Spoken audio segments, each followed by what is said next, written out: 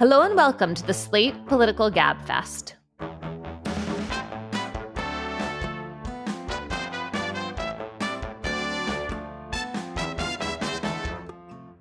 For Thursday, June 26th, the Let's Plunge New York edition. I'm Emily Bazelon from the New York Times Magazine and Yale Law School. David and John are away this week, but I am thrilled to be joined by James Forman, a professor at Yale Law School and the author of Locking Up Our Own and also Dismantling Mass Incarceration, A Handbook for Change. Hi, James. Hey, Emily. And also joining us is Ruth Marcus, who is a contributor to The New Yorker, a former columnist for The Washington Post, and the author of Supreme Ambition, Brett Kavanaugh, and the Conservative Takeover. Hey, Ruth. Hi. Okay, we have a very intense lineup of topics this week. My head, I confess, is kind of exploding. We're going to start by talking with Stephen Cook of the Council on Foreign Relations about President Trump's decision to bomb Iran. What do we know about the result? Of course, this is contested, and also what is likely to happen next. Our second topic is the victory of Zohran Mamdani in the Democratic primary in the race for mayor in New York. What does Mamdani's win mean for the city and also for the Democratic Party? And third, we're going to talk about some of the clashes in court we've been following over the Trump deportations. And finally, we'll have cocktail chatter. Before you begin your road trip, ask yourself, do you really need 5 full suitcases? With the new 2026 Kia Sportage X-Pro's class-leading cargo space, you'll have room for what you need. Find out more at your local Kia dealer today. Keep the adventure going.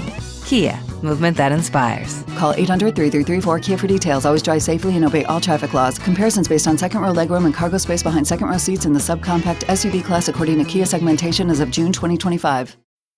This episode is brought to you by Dogfish Head Craft Brewery. The Grateful Dead and Dogfish Head have gotten the band back together with the release of Grateful Dead Juicy Pale Ale, a light-bodied pale ale brewed with sustainable Kernza grains, granola, and heaps of good karma for a refreshing brew that's music to your taste buds. Available nationwide. Visit dogfish.com to find Grateful Dead Juicy Pale Ale in your neck of the woods. Dogfish Head Craft Brewery is located in Milton, Delaware. Please drink responsibly.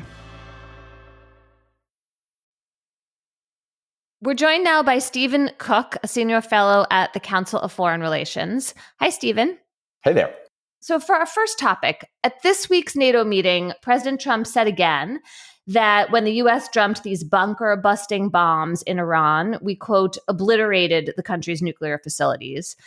And then Secretary of State Marco Rubio tried to back him up. He talked about evidence that a conversion facility, which converts nuclear fuel from a gas into the form that produces a nuclear weapon, he said that facility was destroyed. Of course, this is following up on this preliminary report from the Defense Intelligence Agency that said that the bombing probably pushed the development of a nuclear bomb back in Iran by only a few months, not a few years. So, you know, lots of jockeying going on about what we actually know about the results of this bombing. Tell us what you think is happening. Well, this is, an unbelievable moment because the president did himself no service when at 10 o'clock at night on Saturday night, right after the announcement of the bombing of Fordo, Natanz, and Isfahan, the 3 main nuclear facilities in Iran, he said they totally obliterated it. And I think anybody who knows anything about this understands that you cannot come out 2 hours later and say you've totally obliterated it. And this is typical Trump bombast, going back to his training at the knee of Roy Cohn. If you just say something enough, it will become their reality. Now we have to do actual for real bomb damage assessment. And as you pointed out, there's this preliminary report from the Defense Intelligence Agency that was leaked to CNN and that suggests that based on a preliminary look at this, it did not obliterate the program. Now, subsequent intelligence has suggested that has superseded the Defense Intelligence Agency's report, mainly that there's actually more enriched uranium in the rubble of Fordo and Isfahan than that preliminary report would suggest. But this is all kind of like technical stuff. The Israelis believe that, taken together, the damage they did and then the damage the United States did, it set it back more than a number of months. It'll be extremely difficult for them to reconstitute the program. But here's the problem that I'm having. Anybody sitting in a think tank or a newsroom really doesn't know exactly the extent of the damage. And of course, because the president is the president, he's now harnessing people like Marco Rubio and even Tulsi Gabbard, who was skeptical of this from the beginning, to say, no, the president's right, we totally obliterate it. And I think that our gross politics will take over and we'll never actually really know what the extent of the damage is at these facilities. What we do know is that it's not like there is no damage, and that there has been a setback for the Iranians, and the Iranian regime has been weakened. I think the honest answer here is we'll just have to see what the Iranians do with the remnants of their program. Here's my bottom line question. We don't know for sure the answer to this question. I certainly don't know, but I think even you don't know.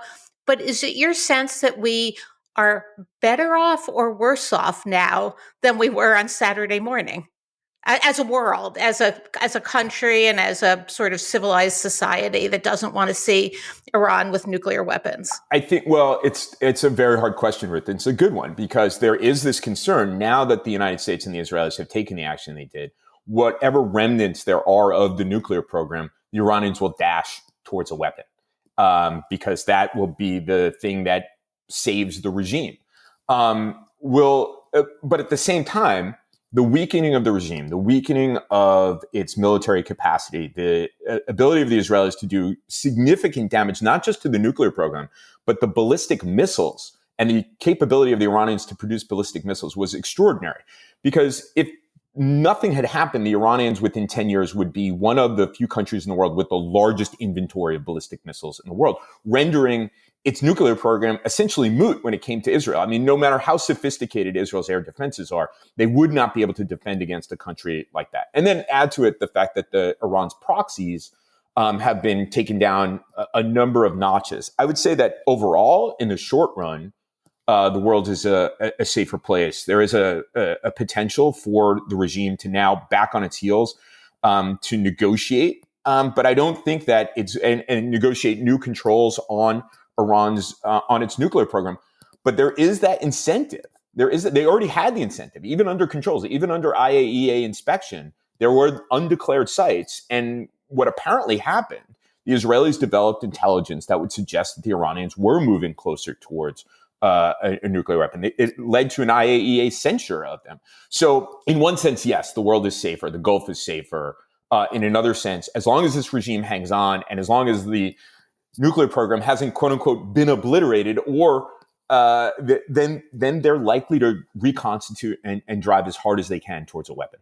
In that assessment, what lesson do you take from what seems like the pretty mild, weak, limp nature of the Iranian response, which was, hi, we're going to be attacking you. Hello, everybody get ready. We're not going to really try to kill anybody, but, we got to do something.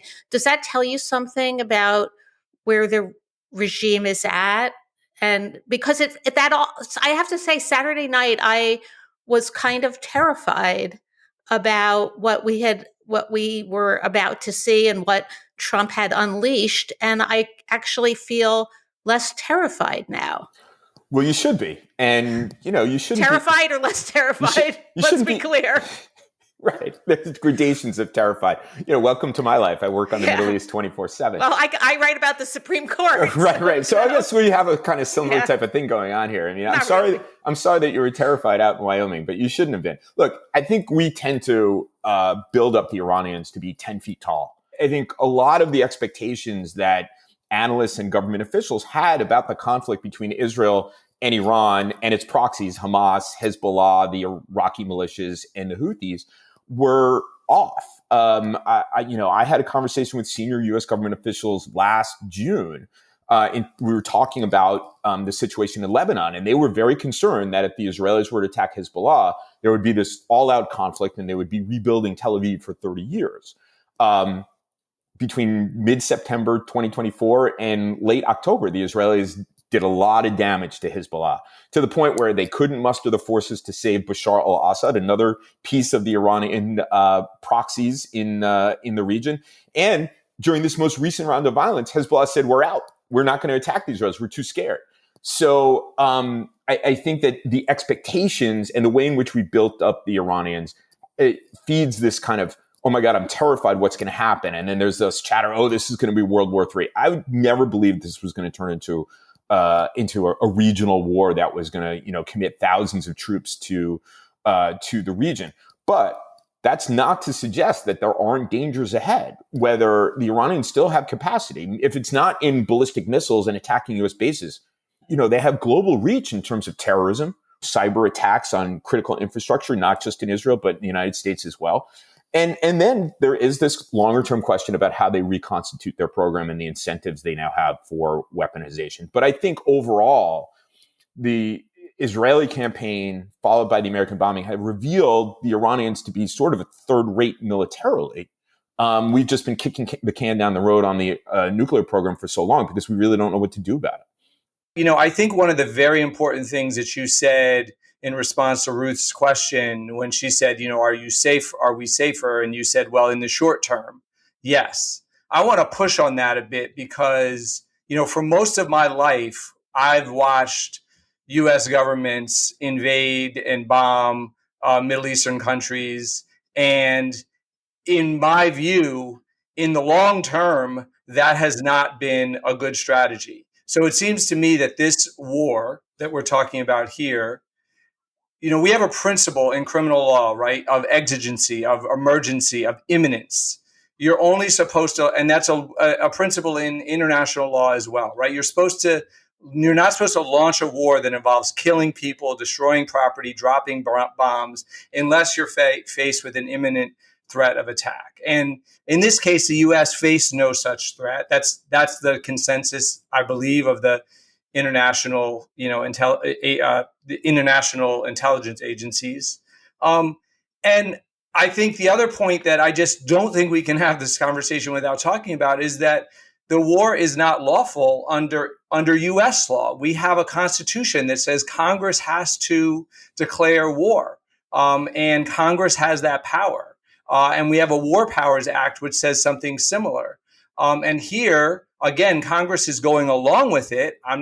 They're not standing up and asserting their power, which is why we're here. But as regular citizens, as educated folks in this country, we can comment on this and we can talk about why we think that this is a problem, that we are engaged in wars without congressional authorization. And the last thing is that as a practical matter, when you move past the short term to the long term, I think we, again, have a pretty good body of evidence that this is not going to work out in anybody's favor. We know, it seems to me, tell me if I'm wrong about this from your perspective, but the only thing that is going to keep Iran from becoming a nuclear power at the end of the day is diplomacy. And that's a framework that was in place. It's a framework that the Trump administration was, although with some objections, was pursuing. The only way forward, right? The only way to move from your short term to the long term to make sure that Iran doesn't develop nuclear weapons starting right now is going to be diplomacy. But we have made diplomacy harder because you are now asking somebody to be a diplomatic partner after you have begun bombing their country. If we're willing to support Israel when they're bombing the capital city, and we are willing to bomb them ourselves, what is Iran supposed to take from that as what's the best way to make sure you don't get bombed in the future? It's to develop your own nuclear weapon. So it seems to me that by foregoing diplomacy and engaging in this action, we have made it more likely that Iran is going to be more incentivized to do the thing that we started this by saying we don't want them to do, which is to develop a nuclear weapon. And we just need to be, pretty upfront, at least from my standpoint, about what a huge mistake this is. There's a couple things. One, the Iranians have signaled that they want to go back to the table. There is going to be a negotiation between the United States and Iran. Throughout this, the Iranians were signaling and reaching out to Arab intermediaries and so on and saying, we want to get back to the negotiating table. And whether they will be upfront, whether they will make more concessions, throughout all of this, they have stuck to their demands. Throughout the Israeli pummeling, they have stuck to their basic demands that they have a right to enrich. Now, you don't need to enrich if you want a civilian nuclear program. That is something that we should all keep in mind. Now, it's certainly the case, I think, abundantly obvious that the Iranians were not a threat to the homeland of the United States, but they have killed a lot of Americans in the Middle East. But that's a separate issue. The Israelis, if you're sitting in Tel Aviv and you see this country that is moving inexorably towards weaponization, they had developed intelligence that suggested that they were moving towards weaponization, that had threatened Israel, had funded proxies over a course of 30 years, was intimately involved in the October 7th attacks. The Israelis thought that this was their moment to take matters into their own hands and defang the Iranians. Now, the president has his own agency. He can decide what to do. I think it's clear that once the Israelis demonstrated their proficiency and their success, the president started leaning into this operation until he started calling it we. And then, of course, the Israelis have been trying to convince the United States that it would be in America's interest as well as Israel's interest to bomb the nuclear sites. And then, of course, as I pointed out, the Iranians didn't help by not demonstrating more flexibility in the 5 rounds of negotiations that happened between April 12th and late May. There is, I think, a range of possibilities that will happen in terms of the negotiations. That's really the problem here, is that, the IAEA can only do so much. They can only do what the Iranians tell them that they're going to do. So if you're asking me whether I thought this was legitimate or not, I certainly think that this has been a problem that has vexed American policymakers for a very, very long time. And the Iranians have never been honest about their program, never demonstrated an interest in having a changed relationship with the United States. What I'm worried about now is exactly what you suggested. I'm not really worried about the international law. International law, that's for debates here in the United States. I'm worried about what's going to happen in the Middle East. And there is now, as you point out, and I think a lot of people have pointed out, that the president is confronted with an excruciating problem. The Iranians may dash for a bomb, and then the way out of the Iranians having a bomb is a change in regime. And that is something that this operation is not about. The Israelis had a sort of undeclared goal of weakening the regime. But I think this is kind of fundamentally different, to start where you began with the military campaigns in the Middle East of the past. Can we go back to what you said about the we? Because I found that so strange when that was happening. Suddenly, it was super weird, and I found it super unsettling. I understand the points you're making about Israel's interests, but also, obviously, the United States is not Israel. And it seemed suddenly like there was a kind of merging going on, and it wasn't especially thought through, and the kind of distance that we usually have from any other country and its government had disappeared. And I didn't understand, especially because Trump had been saying, no, we want negotiations. And I know now there's this idea that like he was cleverly leading the Iranians on, but it did not really seem like that was happening. I don't believe the ruse theory either, that there was this elaborate ruse that there was cooked up between the White House and the Israeli prime minister. What I do think happened was that the president woke up on the morning of June 14th and the Israelis had been quite successful. Then he woke up again on the morning of June 15th and said, wow, the Israelis are kicking ass here. And he started, and you could see by his social media posts, he truthed out. I think that's what you call it. He started truthing out that he started leaning into this operation and saying how great the Israelis were doing it and so on and so forth. And by, I think, Monday or Tuesday, he started talking about we. And here's the thing, there's no policy process. There's no real National Security Council. There's no National Security Advisor. Basically, the president was talking to Steve Witkoff, Susie Wiles, the chief of staff, the combatant commander, General Eric Kurilla, and the chairman of the Joint Chiefs of Staff. That's who he was talking to when he was making these decisions. I think Rubio may have been involved in it, but this is a president who just makes decisions on his own based on his gut. So he liked what was happening. The Israelis were, as I said, were kicking ass, and he decided to lean into it. And of course, the Pentagon has these plans. And so they started discussing what it would take to go after Fordo. This is not the way it's supposed to work, but this is the way the president runs his foreign policy. I'm not defending it. I'm just saying this is what seems to have happened. And it's it is the fact that there is no policy process, there is no debate, should be a real concern to everybody. Trump likes to be on the winning team. It's just, it's so clear. Once the team is winning, we say we. Once the team is winning, he says we. Right. Yeah. That's exactly what happened. Right. And it was funny. Israeli social media was all full of these memes like, what do you mean we, white man? Those kinds of funny memes about this, because up until that point, there's a lot of, at an institutional level, there's a lot of cooperation and coordination that goes on between the U.S. military and the Israeli armed forces. But the United States had not taken a shot at the Iranians at that point.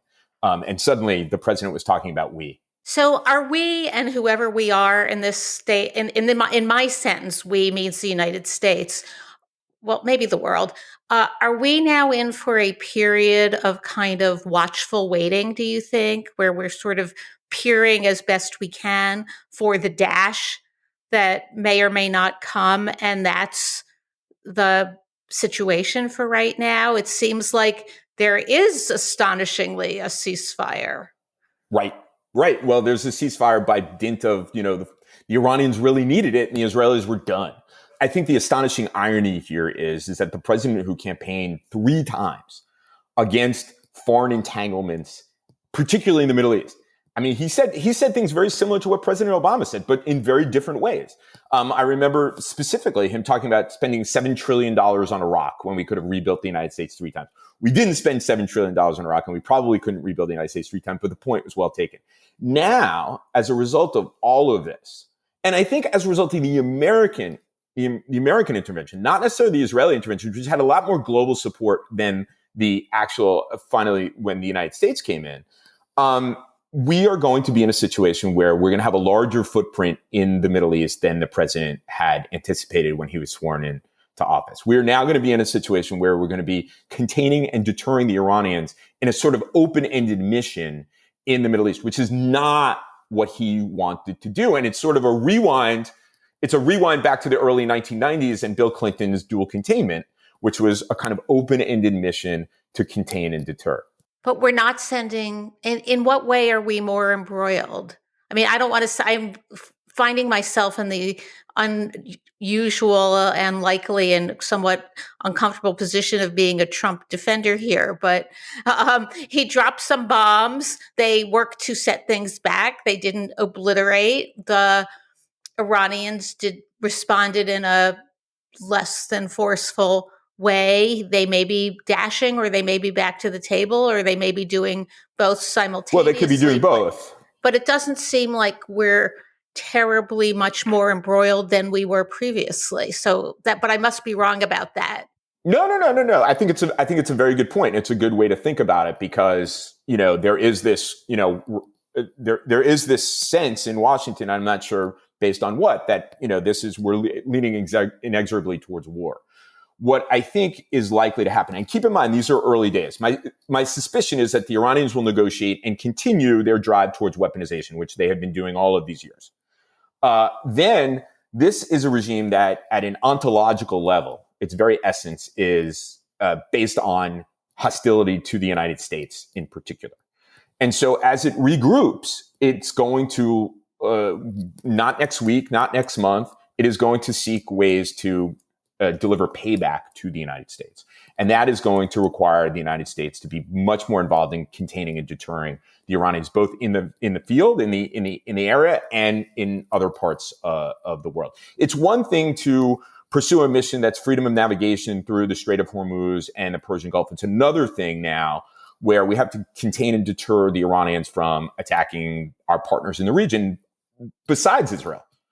Saudi Arabia, the United Arab Emirates, the Bahrainis, destabilizing the Jordanians, which they've been seeking to do in order to create as much instability in the West Bank as possible and squeeze the Israelis. So there's a lot that the Iranians still can do, and this means that the United States is going to be more involved in the Middle East than the president had wanted to be. Let's end there. Stephen Cook of the Council of Foreign Relations, thank you so much for joining us. Hey, it's great to be with you. We're all mastering something. And with each new milestone, we build confidence and security.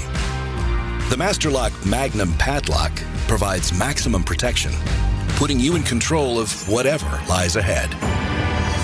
Because there are some responsibilities you never clock out of. So if it means something, master it.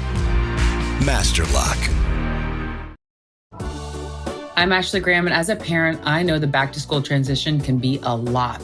When it comes to wellness, Ollie supports me and my family through it all. Kids Multi is big in my house. It supports their immune system, and they love to take it. A win-win for everyone. Shop these products at ollie.com or retailers nationwide. These statements have not been evaluated by the Food and Drug Administration. This product is not intended to diagnose, treat, cure, or prevent any disease. The Twisted Tale of Amanda Knox is on Hulu. In 2007, Amanda Knox was studying abroad in Italy. She had no idea her dream would turn into a nightmare. Inspired by the actual events of her wrongful conviction and 15-year fight for freedom, watch the new Hulu original series, The Twisted Tale of Amanda Knox. Now streaming on Hulu and Hulu on Disney Plus for bundle subscribers. Terms apply.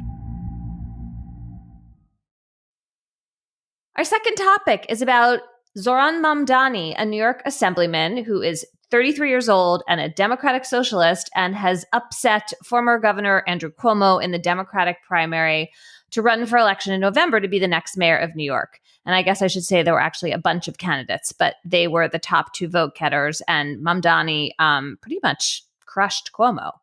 So I'm interested in this for so many reasons. One of them is that, you know, in the November election last year, there was a shift to the right kind of across the board in the country. And that happened in New York City, too. Trump got more votes in New York City than he had before.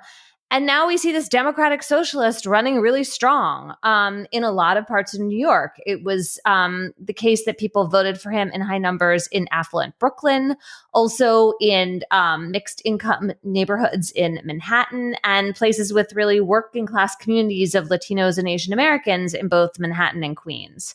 Mamdani did not win Black voters, but he made a cost of living argument that seemed to really resonate with a lot of other groups. And he did a ton of successful social media, Instagram Reels and TikTok, and a ton of podcasts.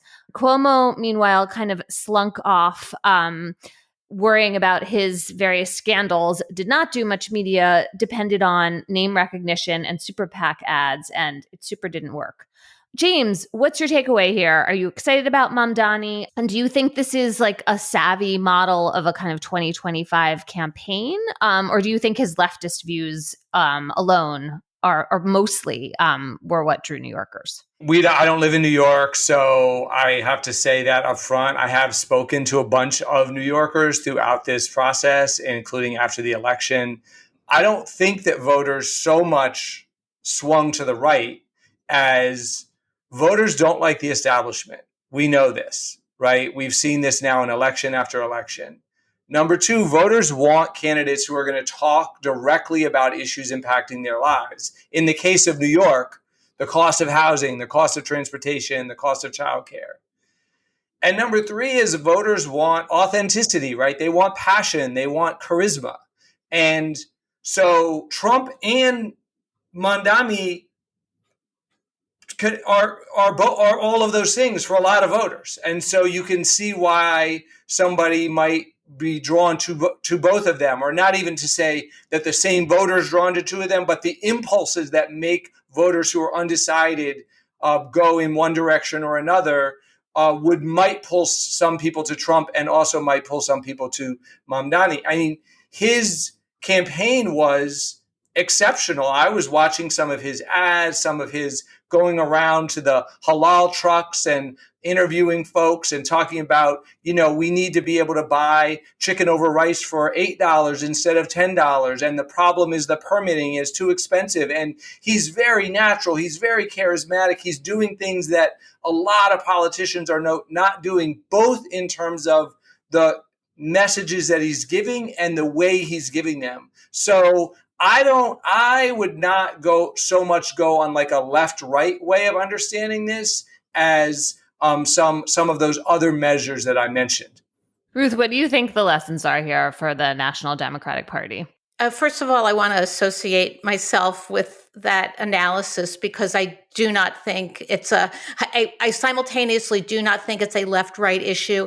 And I am fully convinced, and the facts already show that Republicans will turn this into a left-right issue by painting him as, in fact, a democratic socialist, delivered on a silver platter to Republicans. I do think that once again, we see a candidate who understands how to communicate, who understands how to use the social media tools, who has that gift of authenticity, for better or for worse, because we saw that with Trump, being able to triumph. And also one thing that you left out, James, was just the disgust that appropriate disgust, I think, that New York City voters have with the alternatives, this particularly the Cuomo alternative.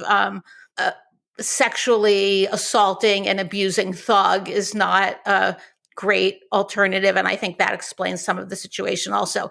I have a lot of trepidation for both New York voters and for Democrats more broadly.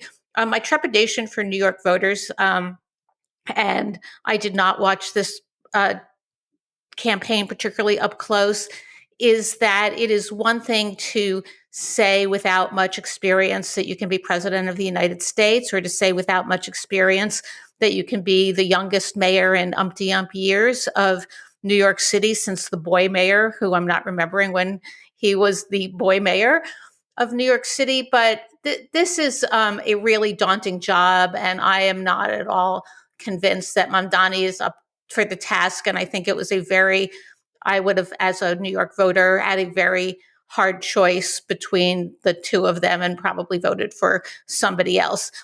What worries me about this, though, is not my concern for New York City, though I have that. It's the way in which Republicans have already and are going to continue to use this to paint Democrats in the worst possible light, which is, crazy lefties who are going to use big government to take over your lives. This is unfair, but I think this is not, from my point of view, where the Democratic Party should be going. And New York voters have intentionally or unintentionally given this enormous gift to the National Republican Party at the moment that National Democrats need the exact opposite of this. I'll stop, James, because you might disagree with some or all of that.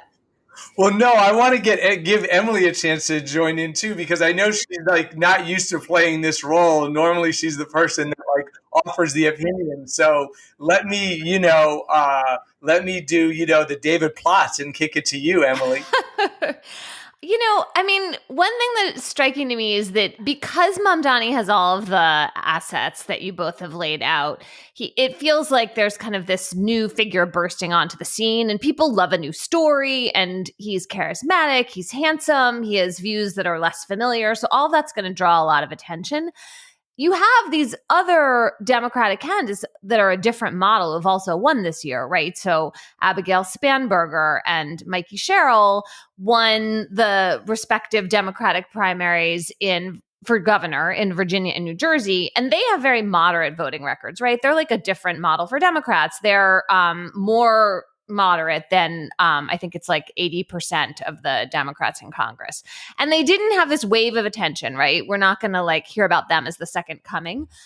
And so I guess my question, thinking about your point, Ruth, is what does the Democratic Party do to make it clear that it has this range within it? And probably it should. It should have more moderate center folks, and then it should have this strong left, especially in a big city that's mostly Democratic. And I guess setting aside your management concerns, Ruth, which is maybe a silly thing to set aside, because if you really lived in New York, you might that might matter more than anything. But when we're talking about the kind of national tapestry and the messages that are getting sent and the discourse, I just think it seems like it should be totally fine to have someone like Mamdani as a rising star. You just want to make it clear that he's part of a group of people with a range of views. So I don't know, Ruth, when you think about it that way, do you still have the same concerns?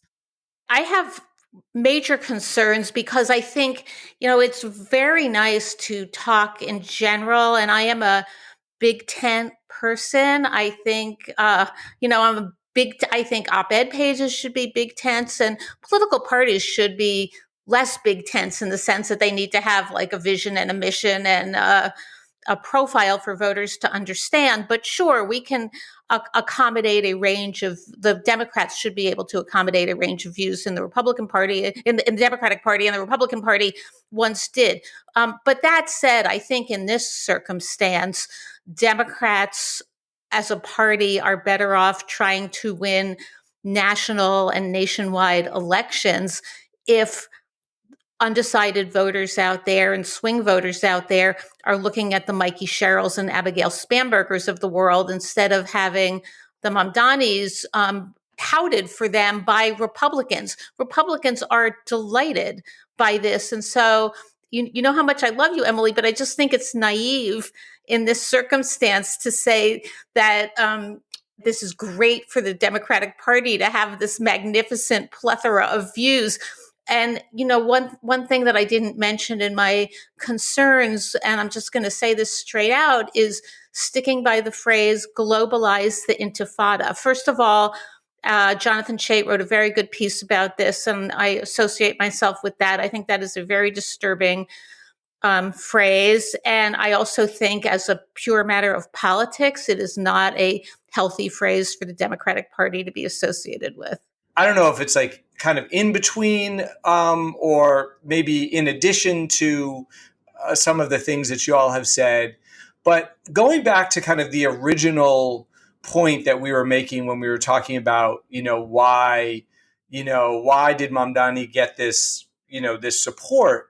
I was sorry. I have a relative who lives in New York, and she was saying, I was talking to her about, well, are his ideas impractical? And she's like, I don't think he's going to be able to make like all the buses free in New York, like, because I know that that's something that the state government actually controls, not the city. But like, I think he's going to fight for it. Like, I think he believes in it, and I think he's going to fight to try to make that happen. And I like that. And so I guess what I want to say is a lesson that I think that the Democratic Party should take is this idea of standing up for things that you believe in. It feels to me that so much of what the Democratic Party does is measured and poll tested, and then it comes across as seeming weak. Look at some of the issues that are on our docket for discussion today and that are in the country right now, right? We have these mass ICE goon squads that are rounding up hardworking immigrants, right? Including the gardener in LA who's got 3 kids who are in the military veterans, right? And they beat him on camera and then they lie about it. But the Democrats don't want to talk about it in a full-throated way because they're afraid of appearing weak on immigration, right? Or they're afraid of talking about immigration. Same thing on the war, right? In my view, right? Trump illegally and unwisely bombs another country in the Middle East without congressional authorization, right? Despite the fact that his own national security advisor said there was no imminent threat. But the Democrats refuse to offer full-throated condemnations because we're stuck in this idea that we don't want to be weak on national security. I think that's a good place to end. And, obviously, now that we've solved that. Since we're not going to solve that problem, I'm just going to end the topic here. Except I will note that, of course, we're going to continue to watch this New York mayoral race because the general election is in November, and Mamdani is now going to run against Eric Adams. There's also a kind of nutty Republican who will be in the race in November, Curtis Sliwa. And then there's a question of whether Cuomo will run on a different line. Kind of think at this point, maybe not. But anyway, stay tuned for this upcoming race because I think what Eric Adams will do is exactly what you were suggesting, Ruth, which is to try to paint Mamdani as super extreme in a way that will continue to worry you going forward, I have a feeling. Voters of New York deserve better.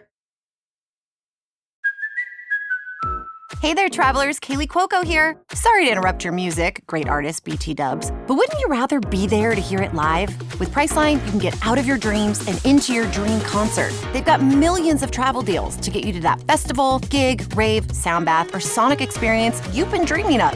Download the Priceline app today, and you can save up to 60% off hotels and up to 50% off flights. So don't just dream about that trip. Book it with Priceline. Go to your happy price, Priceline. This episode is brought to you by Amazon Prime. From streaming to shopping, Prime helps you get more out of your passions. So whether you're a fan of true crime or prefer a nail-biting novel from time to time, with services like Prime Video, Amazon Music, and fast free delivery, Prime makes it easy to get more out of whatever you're into or getting into. Visit Amazon.com/Prime to learn more.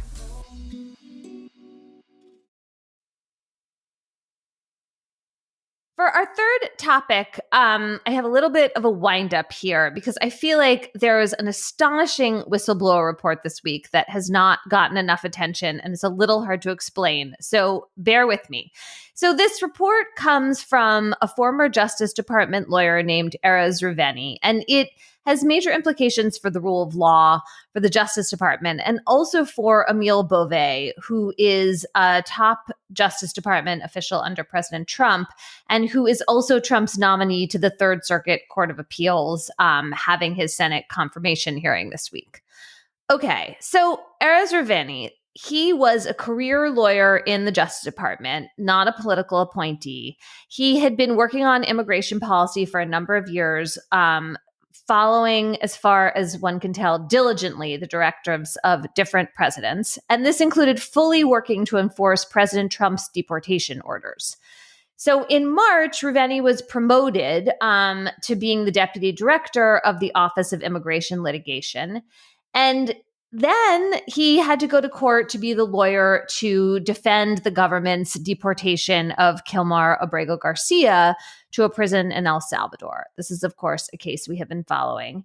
And Ruveni said in court correctly that the government had deported Abrego Garcia by mistake. For that candor, he was publicly upbraided by the Attorney General, Pam Bondi, and then he was fired. So now we get this whistleblower report. And it turns out that Ruveni was also working on another huge deportation case. This is the one in March where the Trump administration deported 140 Venezuelans to this same prison in El Salvador using the Alien Enemies Act, this wartime law that we've talked about. The Venezuelans went to court, and in March, there was this, very memorable clash where as this emergency hearing is going on in Washington in front of Judge James Boasberg on a Saturday night, the government has these deportation planes that are taking off kind of as the hearing's progressing. Judge Boasberg verbally orders from the bench to turn the flights around if that's what's necessary to stop these deportations, because they've taken place, as far as anyone can tell, without any kind of due process, no notice, no opportunity for a hearing. And the planes kept flying. And Judge Boasberg has been trying to figure out ever since, who was responsible for all of that. So now we learn from this whistleblower report that the person apparently behind the defiance of court orders, according to Ruveni, was Emil Bove. That he was saying the day before that these planes had to take off and that if necessary, the government should tell the courts, fuck you, and defy these orders. This is all according to Ruveni. Bove is asked about this immediately this week at the Senate confirmation hearings, denies the whole thing, says he never advised anyone to disobey a court order, and also really tries to shed this image of himself as a Trump henchman, as he put it, which has been, very prevalent. So to take a step back for a minute, I want to talk about Bove and the implications for him and the idea of him becoming a judge in light of all of this. But Ruth, I just wanted to start by talking about the Justice Department, because this is just an extraordinary moment to have someone come forward and tell us this insider story of being in a room in which top officials are apparently in advance talking about defying court orders. And then people kind of go along with it. What did you think about all of that and what it means for how the Justice Department is operating now versus how it has traditionally operated?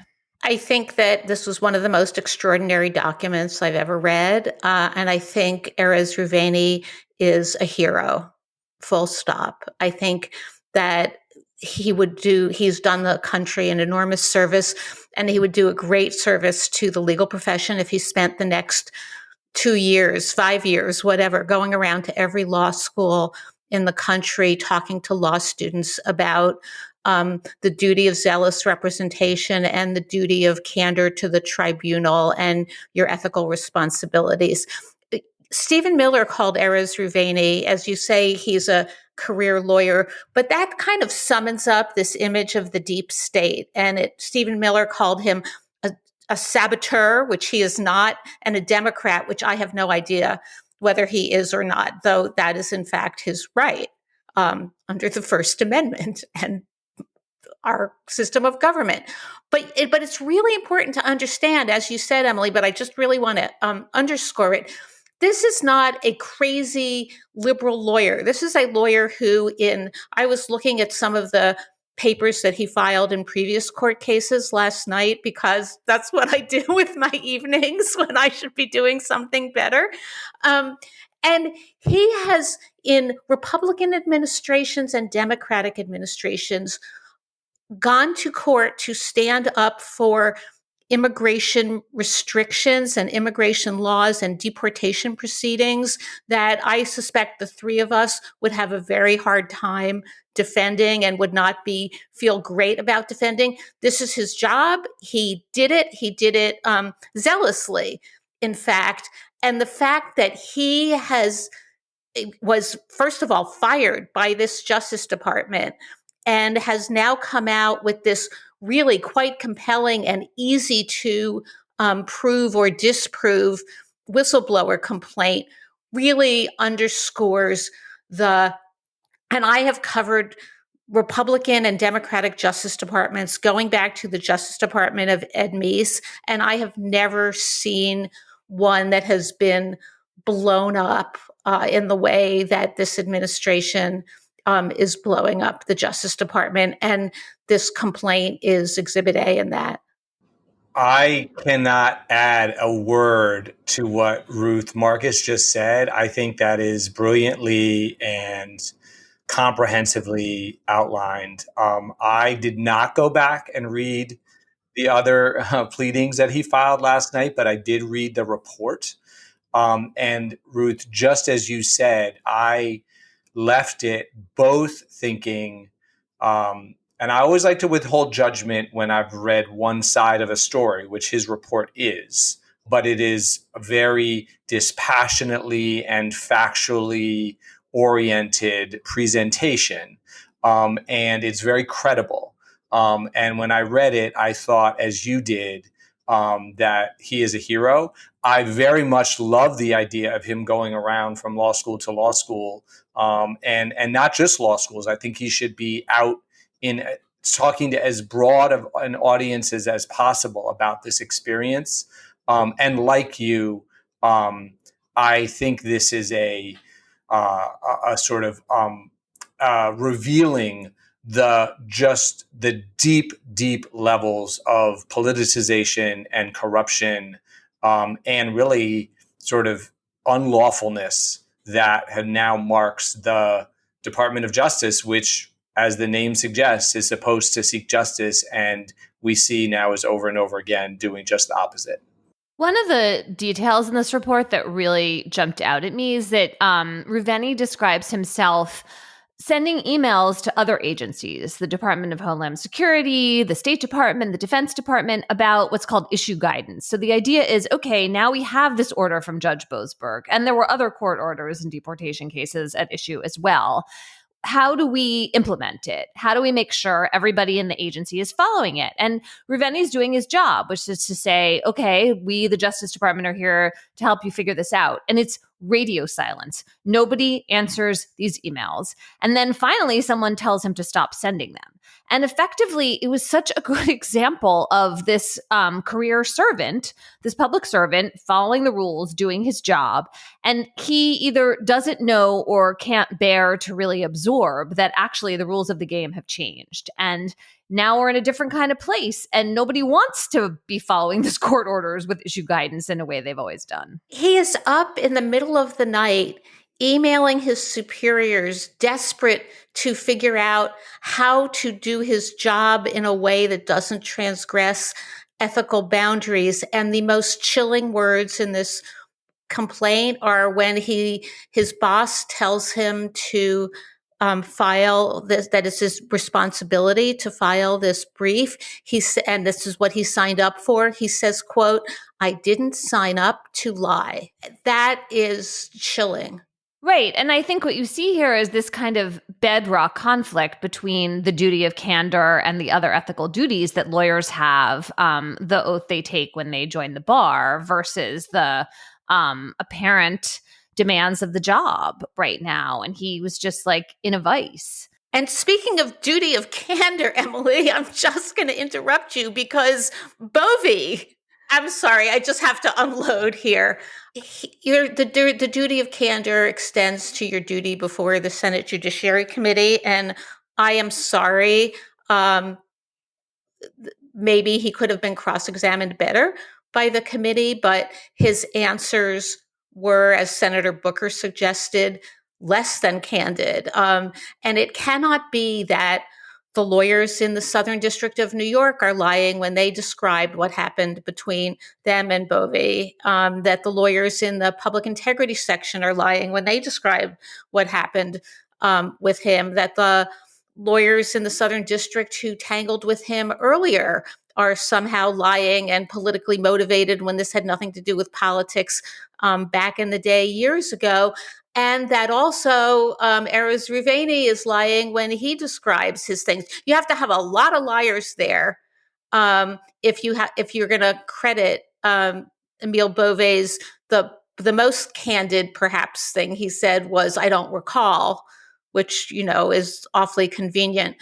He didn't recall saying stuff about defying the court, but then he denied some other things that just it did not pass the test to me. And here, the cocktail party type, pathetic dinner party question that I've been asking in the last several weeks is: Emil Bove greater threat at the Justice Department or greater threat on the bench? And I think that this hearing yesterday suggests, and also the background suggests, a complete absence of judicial temperament, though he did quite keep his temper in check yesterday. But I think one thing we have to think about as we think about his future, some senator mentioned this to me the other day, and so I'm going to just share this horrifying prospect. This is maybe not just about Emil Bove on a federal appeals court, but about the possibility of Emil Bove as a Supreme Court justice. That needs to be thought about. I'll just also note that becoming a federal judge comes with life tenure. And Ruth, when you're talking about some of Bove's history in the Southern District, you're referring, I think, in part to the dropped prosecution of Eric Adams, which caused a dozen federal prosecutors to resign this year. And Bove was behind that. And that's another thing he's answering questions about. So we have him testifying before the Senate in this confirmation hearing for the Third Circuit Court of Appeals this week, as you were just describing. James, what did you make of this testimony? I agree, again, with what Ruth said. He was confronted time and time again with examples where he did things that were inappropriate or unwarranted or not consistent with Department of Justice guidelines or ethics or laws. And, in many, many cases, he rebutted them. And Ruth's point is exactly right. At some point, these number of allegations just become so overwhelming that we have to decide that some of these other people are correct and you're not. But I want to spend some time on this question of when he said, in response to the questions about did you say that the Department of Justice might have to defy the courts and say, fuck you to the courts, right? Did you say that in the meeting with that Ravene reports happened? And he said in response to that, I don't recall. And as a defense lawyer, right, I can tell you that we know what this means in that context. So, Emily, if I were to ask you, what did you eat for lunch on March 14th, 2025? And you say, I don't recall, I don't remember.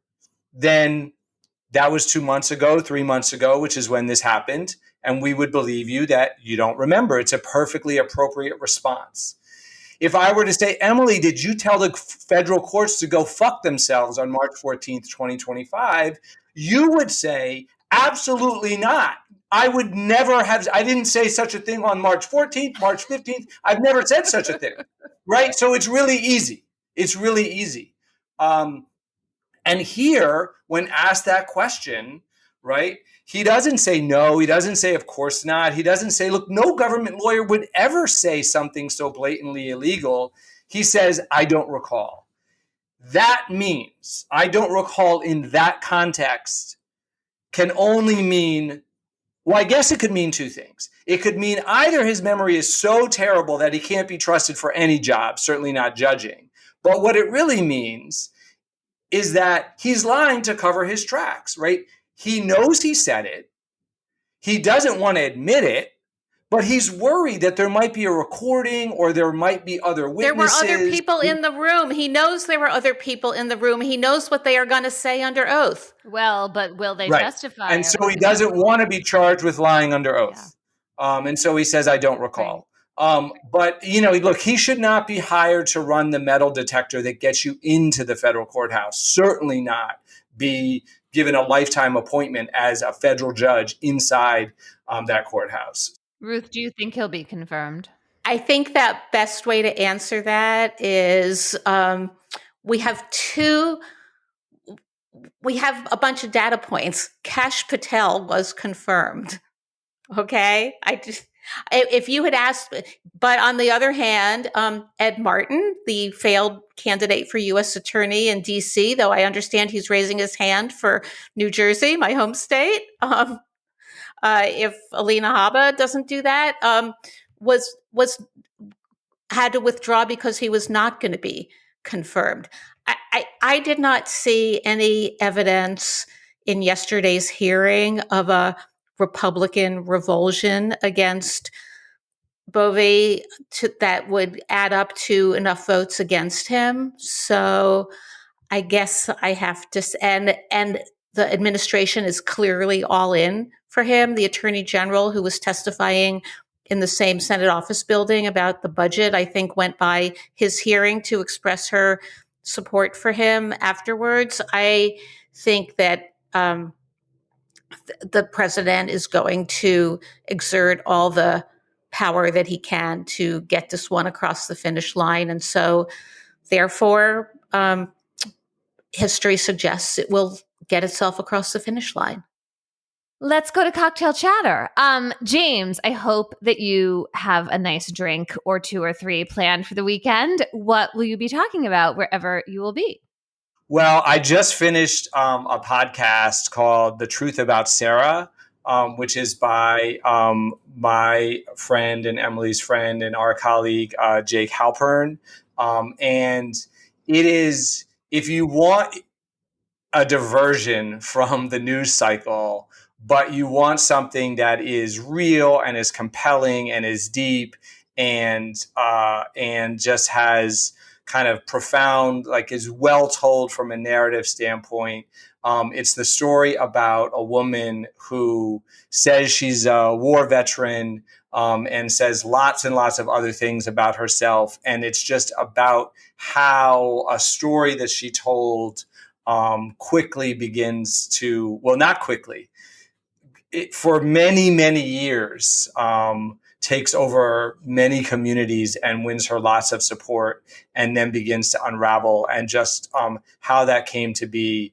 It was one of those podcasts that comes out, once a week, and it reminded me of back in the day when we used to have to wait for, the television show that came on once a week, and you'd have to wait for the episode next Thursday. I would be waiting every week for it to show up in my podcast feed and listen to it. It's 6 episodes and it's really great.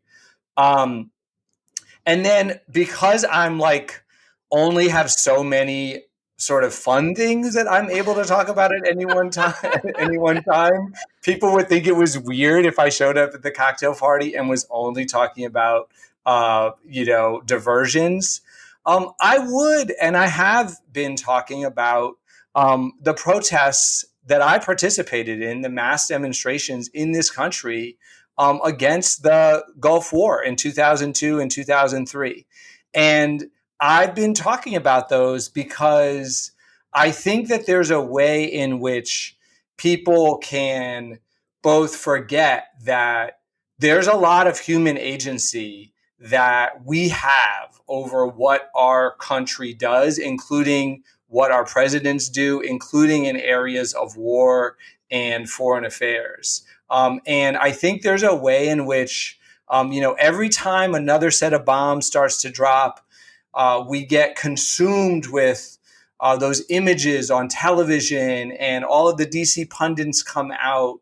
And the idea that regular people can have an impact and can take a stand and can raise their voices about these issues, which are so far away, I think it's easy to forget. But we did it. Millions of people did it around the world.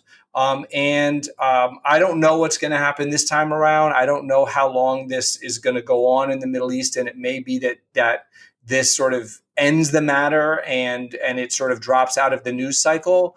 But if for some reason things were to get worse and some of Ruth's fears that she mentioned earlier on are to come to pass, I just want to remind everybody that we can stand up for what we believe in, and we should.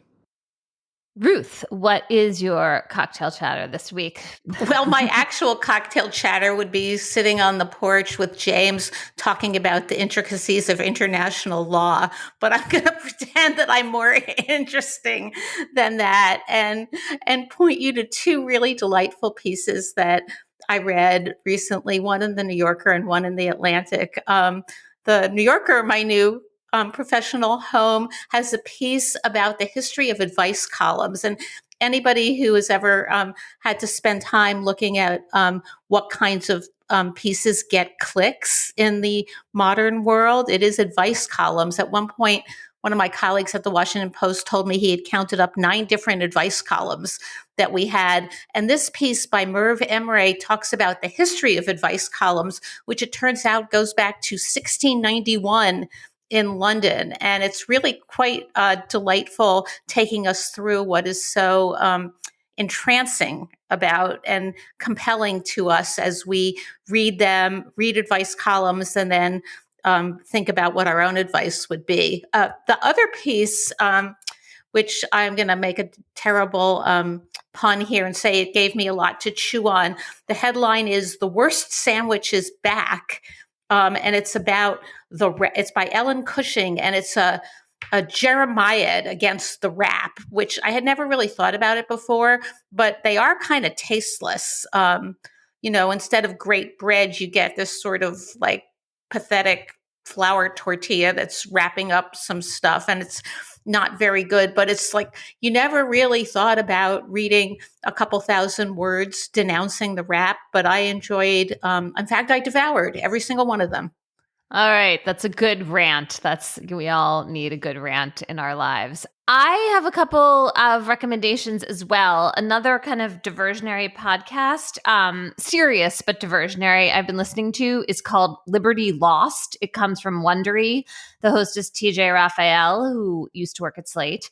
And it's about this home for girls who get pregnant and who are being encouraged basically to give their babies up for adoption to, quote, more deserving Christian couples, and all of the tangled web that unfolds from that. It has some really strong reporting in it and first person perspective on what all of that was like. And I also just started reading a book called The Jailhouse Lawyer by Calvin Duncan. just an amazing figure. This is someone who spent a great deal of time in prison, who was wrongfully convicted and became one of the most skilled legal advocates who incarcerated people have had the chance to work with.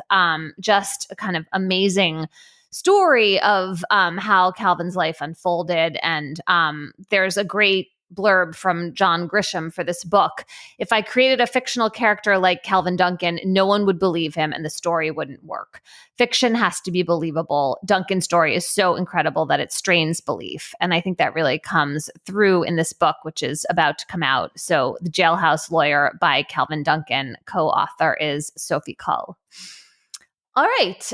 Our listener chatter this week comes from Laura Dodge from Wayland, Massachusetts.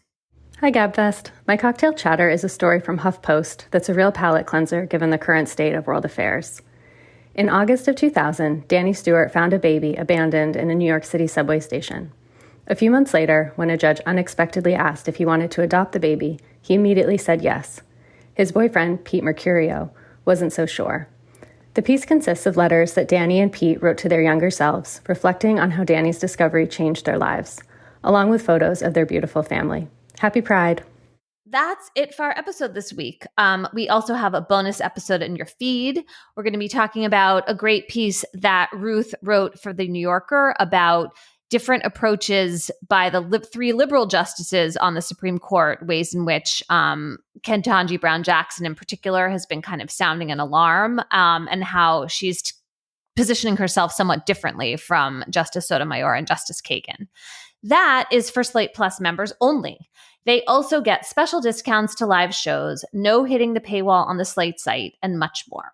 So if you're a Slate Plus member, thank you. We so much appreciate it. And if you're not, please subscribe to Slate Plus directly through the Gabfest, wherever you get your podcasts, or visit slate.com/GabfestPlus.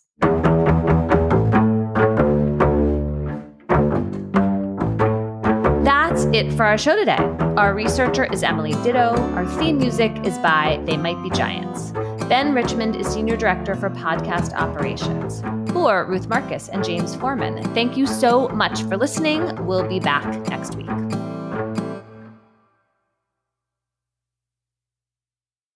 Hi, I'm Josh Levine. My podcast, The Queen, tells the story of Linda Taylor. She was a con artist, a kidnapper, and maybe even a murderer. She was also given the title the Welfare Queen, and her story was used by Ronald Reagan to justify slashing aid to the poor.